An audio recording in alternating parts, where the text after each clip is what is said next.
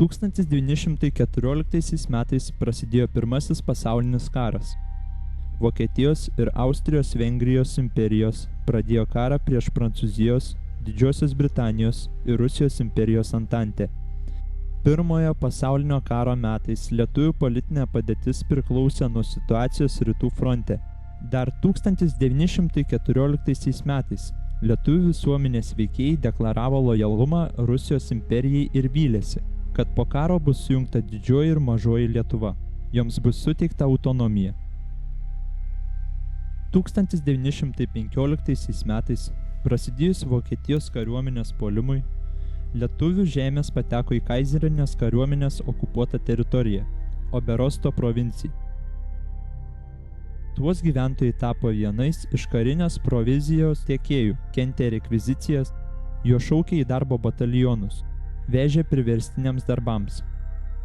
Okupuotame krašte aktyvesniai politiniai veiklai galimybių nebuvo. Savo politinę iniciatyvą lietuviai rodė konferencijose, sušauktose neutraliose valstybėse – Švedijoje ir Šveicarijoje. 1917 metais Vasario revoliucija Rusijoje, kurios metu atsistatydino imperatorius, skatino lietuvius siekti nepriklausomybės. Šiems tikslams buvo palanki ir vokiečių, kurie siekė Lietuvos prijungimo kultūrinės autonomijos teisėmis pozicija. Lietuviams reikalaujant, Vokietijos okupacinė valdžia leido sušaukti Vilniaus konferenciją, kuri vyko 1917 metais rugsėjo 18-22 dienomis.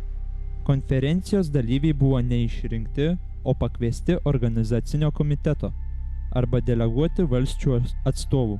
Jie deklaravo siekę atkurti Lietuvos nepriklausomybę, išlaikant etnografinės ribas. Valstybės raidos perspektyvas turėjo numatyti steigiamasis Seimas. Konferencija išrinko 20 narių vykdomąjį organą – Lietuvos taryba, kuriai pirmininkavo Antanas Smetona.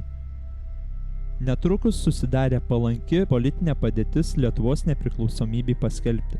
1917 metais spalį Rusijoje į valdžią atėję bolševikai pripažino Rusijos tautų laisvą apsisprendimo teisę kurti savarankišką valstybę. Derybose su bolševikais vokiečiams reikėjo dokumento, numatančio tolesnius Lietuvos ir Vokietijos santykius. 1917 metais gruodžio 11 dieną Lietuvos taryba pasirašė Lietuvos nepriklausomybės aktą. Jame skelbta, jog atkuriama nepriklausoma Lietuvos valstybė su sostinė Vilniumi ir nutraukiami visi Lietuvos ryšiai, kuriuos ji yra turėjusi su kitomis tautomis. Taip pat numatomas amžinas Lietuvos ryšys su Vokietija, pagrįstas karinė ir susisiekimo konvencija, bei bendra muitų ir pinigų sistema.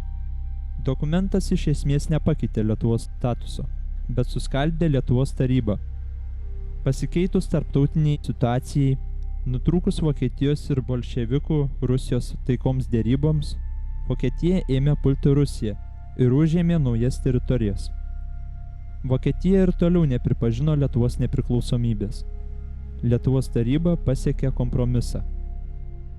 Vadovaujama perrinkto pirmininko Jono Basanavičiaus 1918 metais vasario 16 dieną Lietuvos taryba paskelbė apie nepriklausomas Lietuvos valstybės, nesusaistytos su kitomis valstybėmis atkūrimą. Tačiau paskelbus nepriklausomybę reikėjo dar ją apginti. Lietuvos taryba skelbė Lietuvos nepriklausomybę. Lietuvos taryba savo posėdyje vasario mėnesio 16 dieną 1918 metais vienu balsu nutarė kreiptis į Rusijos, Vokietijos ir kitų valstybių vyriausybės šiuo pareiškimu. Lietuvos taryba, kaip vienintelė lietuvių tautos atstovybė, remdamos pripažintą tautų apsisprendimo teisę ir lietuvių Vilniaus konferencijos nutarimu, rugsėjo mėnesio 16-23 dienomis 1917 metais skelbė atstatanti nepriklausomą, demokratiniais pamatais sutvarkytą Lietuvos valstybę su sostinė Vilniuje ir tą valstybę atskirianti nuo visų valstybinių ryšių, kurie yra buvę su kitomis tautomis. Drauge Lietuvos taryba pareiškė, kad Lietuvos valstybės pamatus ir jos santykius su kitomis valstybėmis privalo galutinai nustatyti, kiek galima greičiau sušauktas steigiamasis Seimas, demokratiniu būdu visų jos gyventojų išrinktas. Nepriklausomybės aktą pasirašė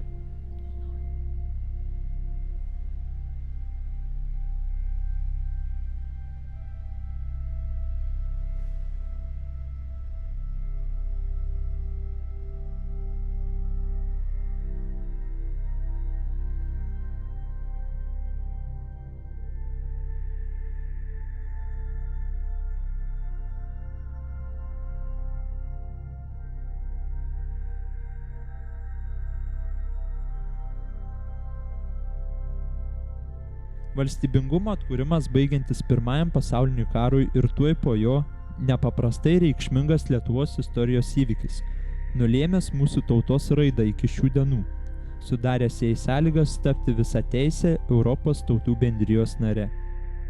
Vasario 16-osios aktas yra laikomas svarbiausiu, pagrindiniu ir pirminiu 20-ojo amžiaus antrame dešimtmetyje atkurtos Lietuvos valstybės teisės šaltiniu, dokumentų, kuriuo iš esmės remiasi pats moderniosios Lietuvos valstybės atkūrimo faktas.